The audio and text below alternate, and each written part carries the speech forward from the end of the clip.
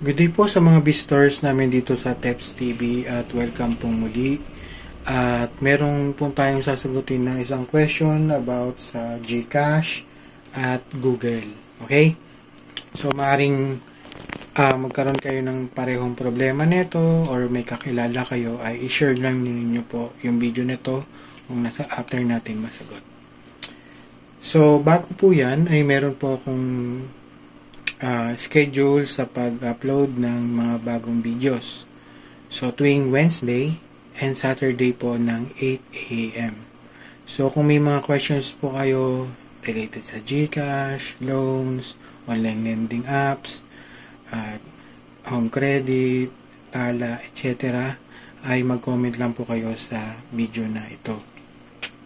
At maaaring next ma-feature na po yung inyong tanong at sagutin po natin yan. So, tara, basahin natin yung tanong mula kay Christine Joy Benito. Okay? So, ang tanong niya ay, Sir, pahelp po kasi yung sa akin, automatic po nagbabawas sa wallet ko, nagbabayad daw po ako sa Google. Okay? So, actually, nangyari din sa akin tong problema na to eh. So, chances, kung meron kang anak na gumagamit ng iyong Google, ng iyong cellphone, tas may mga ads nanonood ng YouTube, or may mga na-access sa Facebook na mga games, or usually kasi mga bata, di ba, puro pindot-pindot lang yan. So, katulad yan, yun sa anak ko, dami ng ang daming mga apps na na-install. Bawa, mahilig siya halimbawa sa mga cats, dog, halimbawa.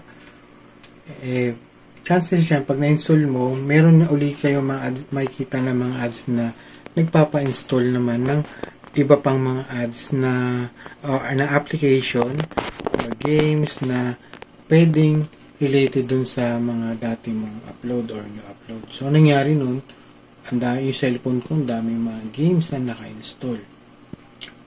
Tapos, ang nangyari is, meron doon na sinasabi na meron silang free ads or gusto mong maging premium na account na subscription.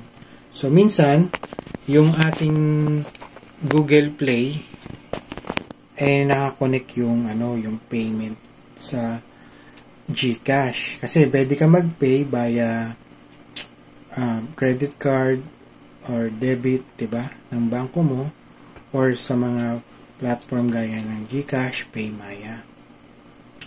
So baka nakakonect doon yung iyong at itong Google Wallet mo nakakonect sa GCash mo. So, doon nagbabawas si Google Wallet sa GCash mo.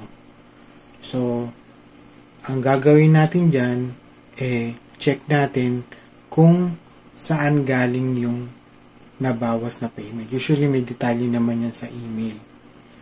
At isa-isahin nyo yung mga naka-install na kung meron kayong kabit yung GCash or yung GCash sa Google Wallet. So, ako nangyari is, sabi may free trial. Install, mga 7 days, ganyan. Pero pag hindi mo siya na-uninstall, or hindi mo siya kinancel yung membership, ang nangyari babawasan ka dun sa after 7 days, or 15 days trial, or minsan 3 days nga para makakuha na sila. At pag hindi mo siya kinontesta, diba? Tuloy-tuloy na yun. Considered as transaction na yun. So, yun, pwede mong yun. Sasabihin mo sa Google, hindi, anak ko po kasi, or ganito. So, tapos, pwede mong i-reklamo, i-report yan sa Google, tas, chances, pwedeng ma-reverse yung, pera mo, or makuha mo uli yung binayad mo sa GCash. So, yun. Ngayon, ang pwedeng mong gawin, kung gumagamit ng cellphone yung anak mo, i-limit mo yung siguro may app doon na pwedeng mag-install ka nun. Pag in-install mo yon, meron parang parental control na hindi basta-basta makakapag-access na pag-install yung anak mo or next na lang, ganyan yung ginagawa. Tapos, hindi magtutuloy yung So, kasi, baka, ang mangyari, pag hindi, walang ganon, katulad na nga yun, mamaya may kabit niya yung Google Wallet mo. Diba? So, minsan kasi, yung mga Google games or mga invites dyan na advertisement, so, halimbawa, nagustuhan ng anak mo or ikaw, yun, pinasok mo yung Google Play mo na na-connected yung GCash, ang payment. Basta malaro mo lang yun or makita mo yung laman ng app. So, yun yung mga chances. Minsan nga, may mga pinapalike pa sa'yo, mga parang sugal-sugal pa yan eh. So, check mo, baka hindi lang Google Play na games yun or baka naka-install ka ng connected sa Google na pasugal, ganyan, mga apps na sugal. Pwede rin siguro parang nanood ka ng YouTube channel or yung yung anak mo, meron doon kasi parang magjo-join ka ng membership sa kanya. Parang premium na membership. So, halimbawa, napindot yan, nasabihin na 49 pesos. Kasi meron yung channel ko na ganun kasi hindi ko inactivate. So, pwede kang maganon na parang loyal supporters, may 49 pesos na babayaran per month.